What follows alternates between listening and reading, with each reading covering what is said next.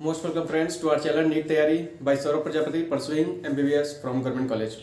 First of all आप सभी लोगों को नए वर्ष की हार्दिक शुभकामनाएं।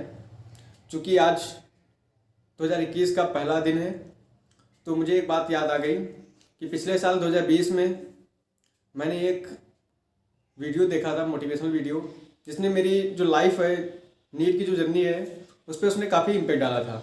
तो मुझे लगा कि मुझे भी आपको वो चीज़ें बतानी चाहिए, वो चीज़ें शेयर करनी चाहिए कि ऐसे कौन सी मोटिवेशनल लाइंस थी, ऐसे कौन से मोटिवेशनल वीडियोस थे जिसने हमारी लाइफ को, हमारी नीट की जर्नी को, हमारी नीट की तैयारी को और लक्ष्य को क्रैक करने में थोड़ी मदद की, उसको थोड़ा स्मूथ बनाया।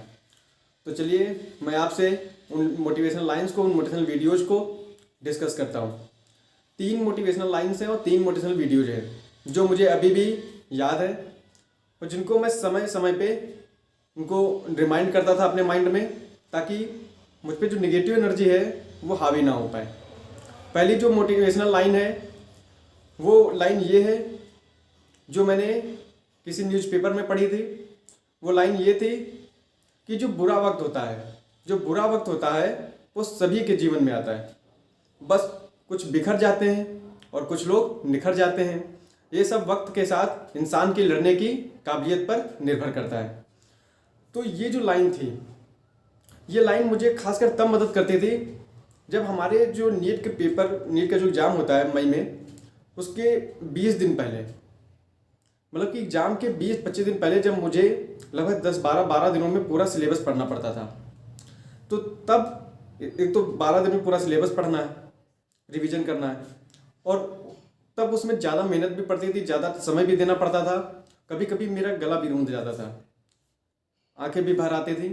तो उस वक्त मैं ये लाइन याद करता था, अपने माइंड में रिमाइंड करता था, क्योंकि मैंने जिस कोचिंग में तैयारी की थी, ऐसे मेरे जानने में ऐसे कई स्टूडेंट थे जिन्होंने जितने साल मुझे लगे उतने ही साल तैयारी करके उन्होंने नीट को क्रैक किया और एक अच्छे गवर्नमेंट कॉलेज में भी हैं, MBBS की। तो मैं उनको याद करता था, मैं बस ये मन में सोचता था कि जब वो अपने बुरे वक्त में निकल गए, अपने लक्ष्य को उन्होंने पा लिया, तो मैं भी कर सकता हूँ। तो ये लाइन उस वक्त में, एग्ज़ाम के 20 दिन पहले जब मैं तैयारी करता था, जब मुझ पर मेंटल प्रेशर ज़्यादा होता था रिवीजन का, तो उस वक्त मेरी जो नीट की जो तैयारी है उसको स्मूथ बनाती थी।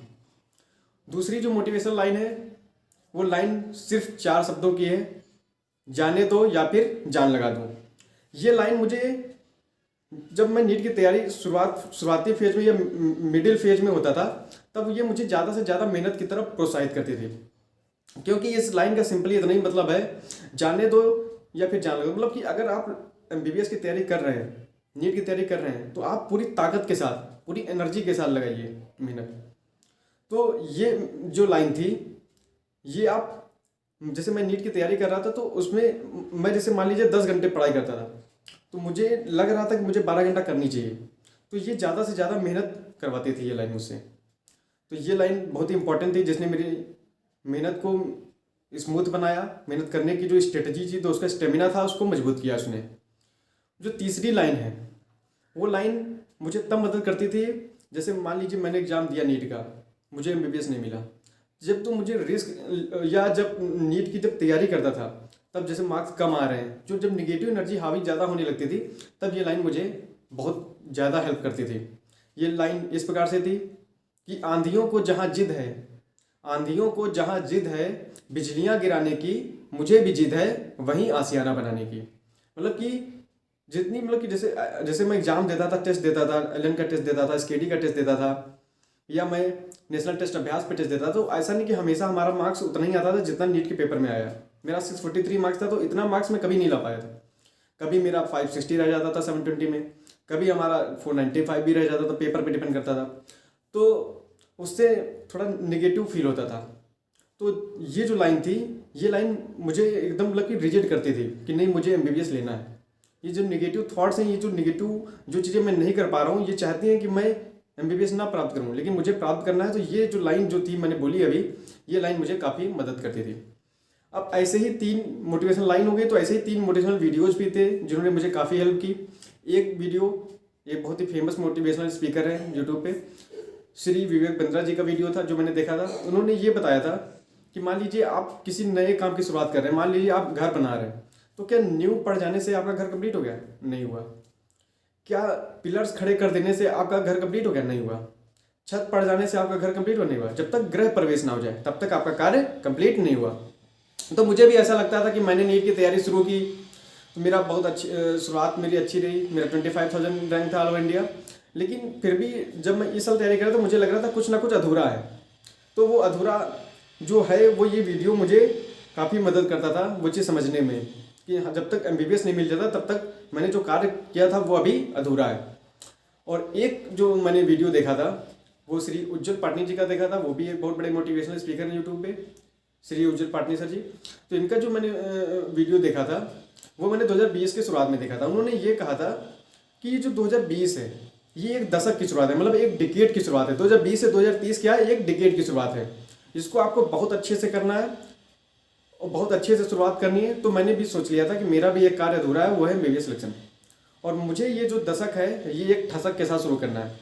इसलिए मैंने ये जो वीडियो था इसने मुझे काफ़ी मतलब कि स्ट्रेटजी बनाने में मदद की और काफ़ी मेहनत करने में भी प्रोत्साहित किया कि मुझे ये 2020 की जो शुरुआत है ये एक अच्छी शुरुआत करनी है, क्योंकि ये एक दशक की शुरुआत है, एक डिकेड की शुरुआत है। एक वीडियो श्री उज्जवल पाटनी सर जी का और है, वो उस वीडियो को मैंने बहुत काफ़ी दिन हो गए देखे हुए, लेकिन बहुत ही ये तब मुझे मदद करता था जब मैं जैसे मुझे फैसला लेना पड़ता था कि मुझे नीट की तैयारी करनी है या कहीं वेटरनरी में एडमिशन लेके आगे बढ़ना है गवर्नमेंट कॉलेज में, तो तब ये मदद करता था। इस वीडियो में पाटनी सर ने ये कहा था कि जैसे पानी का जहाज होता है वो कहाँ पे सेफ है, पानी के किनारे पे सेफ है कि समुद्र के बीच में, या जो एरोप्लेन है वो कहाँ सेफ है, मतलब कि हवाई जहाज जो है कहाँ सेफ है, आसमान में सेफ है कि ज़मीन पे। तो जाहिर सी बात है हवाई का जहाज आसमान पे सेफ है और जो पानी का जहाज है किनारे पे सेफ है। लेकिन वो उस वीडियो में उन्होंने ये कहा था उनकी वहाँ पे इज्जत नहीं है। उनकी इज्जत तब है, पानी के जहाज की इज्जत तब है जब वो समुद्र की लहरों का सीना चीरे, और जो हवाई जहाज जो एरोप्लेन है उसकी इज्जत तब है जब वो आसमान का सीना चीरे। और मैं अपने आप से कहता था कि मेरी इज्जत तब है जब मैं नीट का सीना चीरता हूँ, जब मैं नीट को बीट करता हूँ। तो ये 3 मोटिवेशनल लाइंस ऐसी थी और ये 3 मोटिवेशनल वीडियोज ऐसे थे जिन्होंने मेरी नीट की जर्नी को स्मूथ कराया। जिस समय मैं वीडियो शूट कर रहा हूँ उसमें यही मुझे 3 लाइंस और 3 वीडियोज याद हैं और जिन्हें मैंने ज़्यादातर रिमाइंड भी किया।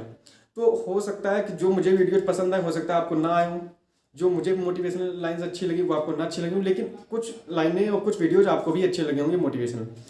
तो ये वीडियोज ये लाइनें मैं ये बस आपको एक सजेशन देता हूँ कि ये लाइन्स आप जो है आप जो भी नोट्स पढ़ रहे हो जिनको ज़्यादातर आप रिवीजन करते हो उसके टॉप पे लिख लीजिए, क्योंकि और एक ऐसे ही मतलब एक डायरी बना लीजिए जिसमें इन 3 मोटिवेशनल लाइंस को लिख दीजिए। और ये वीडियो जो है आप 10-15 दिन के अंतराल में गैप में आप देखते रहिए, जिससे आपको अपना लक्ष्य आपको रिमाइंडर रहेगा आपको कितना आगे बढ़ना है। आपके ऊपर निगेटिव जो एनर्जी है वो हावी नहीं हो पाएगी, आप पॉजिटिव थॉट के साथ अपने लक्ष्य की तरफ बढ़ेंगे। और मुझे यकीन है, मेरी शुभकामनाएं हैं कि आप कोई भी तैयारी कर रहे हो, चाहे आप नीट की तैयारी कर रहे हो तो आपको इस साल MBBS निकालना ही निकालना है, और अगर आप गवर्नमेंट जॉब की तैयारी कर रहे हैं तो आपको गवर्नमेंट जॉब पानी है, बल्कि आपको अपने लक्ष्य के बहुत नज़दीक जाना है।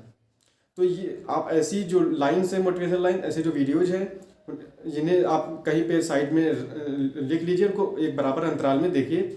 और हमेशा नहीं देखने की जरूरत है कि सुबह मोटिवेशनल वीडियो शुरू कर दिया शाम तक। जो आपको असर करेंगी चीज़ें वो आपको सडन जो है असर करेंगे, वो स्ट्राइक तुरंत हो जाएगा। बाकी आपको बेस्ट ऑफ लक है, आप जो है नीट 2021 में आपके सारे सपने पूरे हों, आपने जो भी सोचा जो कुछ भी अधूरा है वो सब कुछ पूरा हो। इसी शुभकामनाओं के साथ आपको एक बार थैंक यू और एक बार और आपको नए वर्ष की हार्दिक शुभकामनाएं।